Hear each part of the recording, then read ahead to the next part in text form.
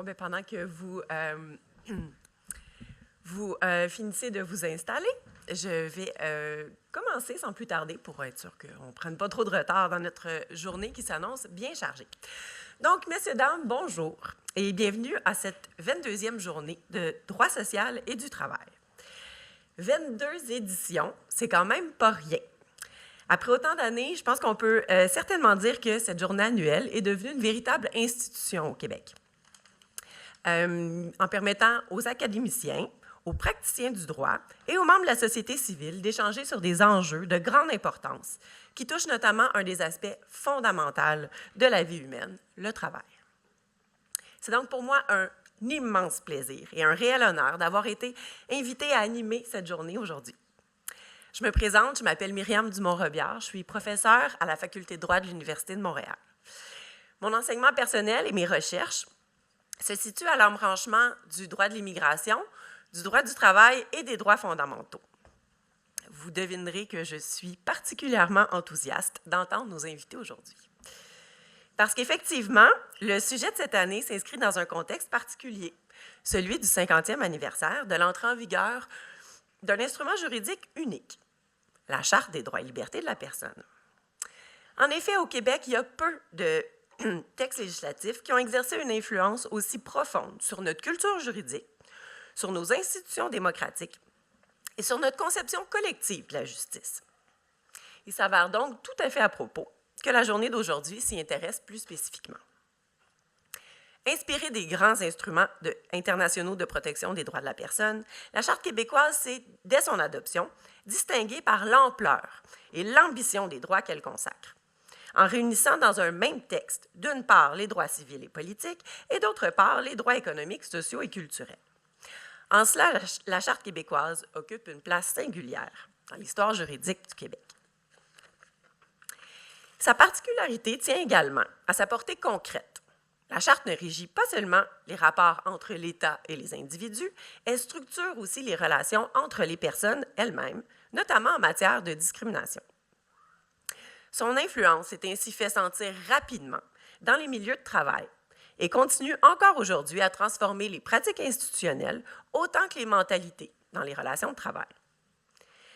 Au cours des décennies, la Charte a été enrichie par de nombreuses réformes qui ont traduit l'évolution de notre compréhension des droits et des exigences, notamment quant à l'égalité réelle. L'ajout de nouveaux motifs de discrimination, comme l'orientation sexuelle, par exemple, la reconnaissance du droit à un environnement sain, la création du tribunal des droits de la personne, ou encore l'instauration des programmes d'accès à l'égalité en emploi, sont tous des exemples qui témoignent de cette volonté constante d'adapter la protection des droits aux réalités contemporaines. Or, ce 50e anniversaire invite aussi à une réflexion un peu plus profonde, voire même peut-être plus inquiète, car la Charte semble aujourd'hui confrontée à des tensions profondes.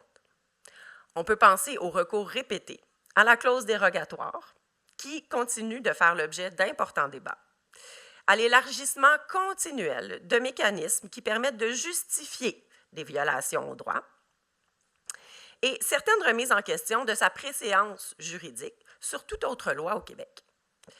Ce sont autant d'exemples qui soulèvent des interrogations fondamentales quant à l'avenir du projet qu'elle porte depuis un demi-siècle et qui nous amènent à nous poser certaines questions aujourd'hui. La promesse de justice sociale qui animait la Charte en 1976 demeure-t-elle intacte? Quels sont aujourd'hui les défis institutionnels, politiques et sociaux auxquels elle doit faire face? Comment préserver la place centrale de la Charte au sein de l'État de droit québécois? Ou autrement dit, la Charte québécoise est-elle en péril? C'est précisément à ces questions que cette journée de réflexion souhaite s'attarder. Pour ce faire, les organisateurs ont réuni une brochette d'invités très prometteuse qui rassemble universitaires, praticiens du droit et acteurs communautaires qui proposent d'aborder ces questions sous différents angles, tous plus intéressants les uns que les autres.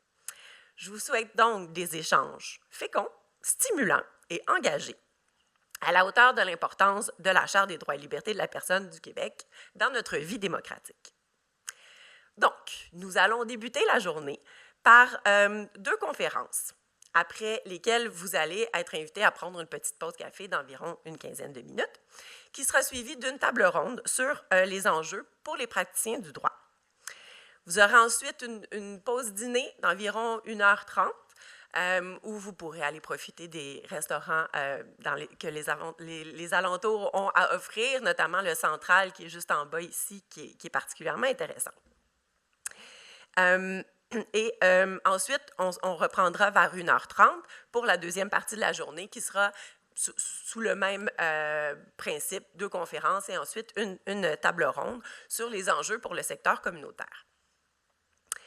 Et à la toute fin de cette journée, nous aurons également droit à un rapport de la journée qui sera suivi d'un petit cocktail, qui est toujours un moment privilégié pour échanger après une journée qui s'annonce très riche en contenu. Donc, sur une note un peu plus technique, chaque conférence durera environ 30 minutes. Et je suis la gardienne du temps. J'ai déjà même préparé mes petites pancartes que je donnerai, que je montrerai du fond de la salle aux conférenciers. Et ensuite, elle sera suivie d'une période de questions d'environ 15 minutes. Il y a 2 micros ici dans la salle. Je vous mentionne tout de suite que ça va être important de parler directement dans le micro parce qu'effectivement, la plupart des présentations d'aujourd'hui vont être enregistrées.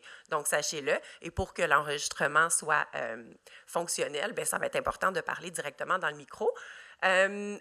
Cet enregistrement-là sera par la suite déposé sur le site de Comrade. Donc, je vous le dis, si jamais vous avez des collègues qui ne pouvaient pas être présents aujourd'hui, qui seraient intéressés, vous allez pouvoir les référer au site de Comrade.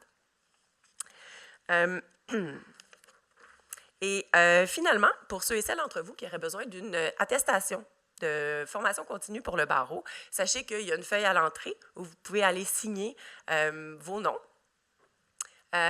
Et c'est important de signer 2 fois, une fois en matinée et de revenir après le lunch pour signer une 2e fois pour l'après-midi.